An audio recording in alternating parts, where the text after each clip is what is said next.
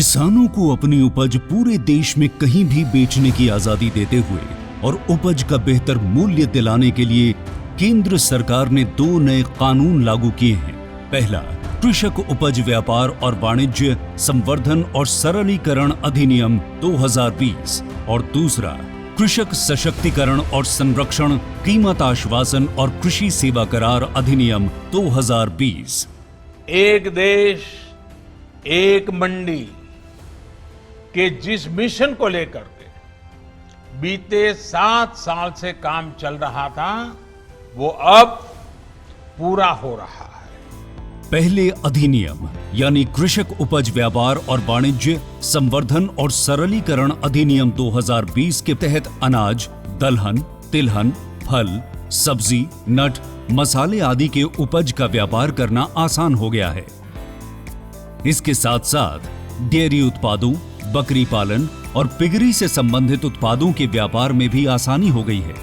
साथ ही जानवरों के चारे, कच्चा कपास, कपास के बीज और कच्चे जूट आदि के व्यापार में भी बाधाओं को हटा लिया गया है।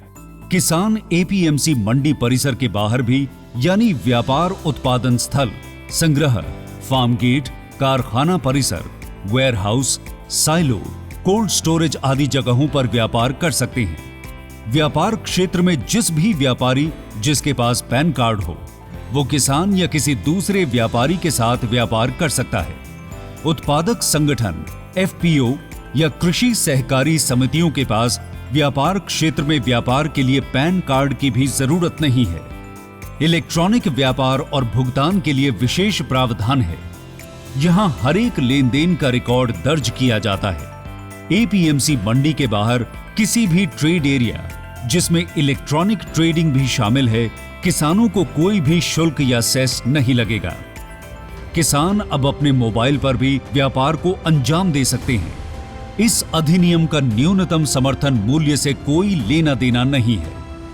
किसानों को एमएसपी मिलता रहा है और इसके माध्यम से खरीद जारी रहेगी। मंडी व्यवस्था पहले की तरह जारी रहेगी। अगर कोई व्यापारी इस अधिनियम के किसी भी प्रावधान का उल्लंघन करता है तो उसके लिए जुर्माने का भी प्रावधान है। वाद विवाद और मतभेदों के निपटारे के लिए सुलह बोर्ड का प्रावधान है, जिसमें किसान स्थानीय एसडीएम के पास अपनी शिकायत कर सकते हैं। अब किसान अपनी फसल कहीं भी किसी को भी बेच सकते हैं। अब किसान किसी पर निर्भर रहने के बदले बड़ी खाद्य उत्पादन कंपनियों के साथ पार्टनर की तरह जोड़कर ज्यादा मुनाफा पाएगा। किसानों को उनकी फसल का अधिकतम मूल्य दिलाने तथा ग्रामीण क्षेत्र में कृषि निवेश के लिए सरकार ने दूसरा कानून कृषक सशक्तिकरण और संरक्षण कीमत आश्वासन और कृषि सेवा करार अधिनियम 2020 लागू किया है। इस अधिनियम के तहत किसान किसी व्यापारी, एफपीओ, खरीद संस्थाओं, कृषि कारोबार फर्मों, प्रोसेसरों, थोक विक्रेताओं, निर्यातकों, खाद्य प्रसंस्करण एजेंसी, खाद्य उद्योग के साथ फसल कटाई से पहले ही आपस में समझौता कर सकते हैं। इस दौरान होने वाले सारे खर्च खरीदार खुद उठाएंगे। किसानों को अब फसल की बिक्री की चिंता नहीं करनी होगी। किसानों को निर्धारित दाम पाने की गारंटी मिलेगी।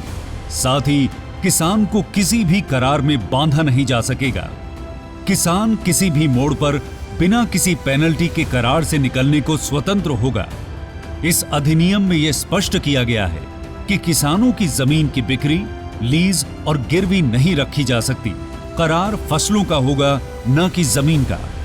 कई राज्यों में इस तरह के करार किसान पहले से व्यापारियों और कॉरपोरेट के साथ करके आलू, केला, आम, कपास, चाय, कॉफी आदि का भरपूर उत्पादन कर रहे हैं। इसलिए अब छोटे किसानों को भी बड़ा फायदा होगा। उन्हें बेहतर मुनाफे के साथ साथ आधुनिक टेक्नोलॉजी और उपकरण का भी लाभ मिल सकेगा। ग्रामीण क्षेत्र में कृषि निवेश बढ़ने से किसानों की आय में वृद्धि होगी और ग्रामीण रोजगारों का भी सृजन होगा। इन दोनों अधिनियमों से अन्नदाताओं को आजादी और खुशहाली दोनों मिल रही हैं। सशक्त अन्नदाता, आत्मनिर्भर भारत।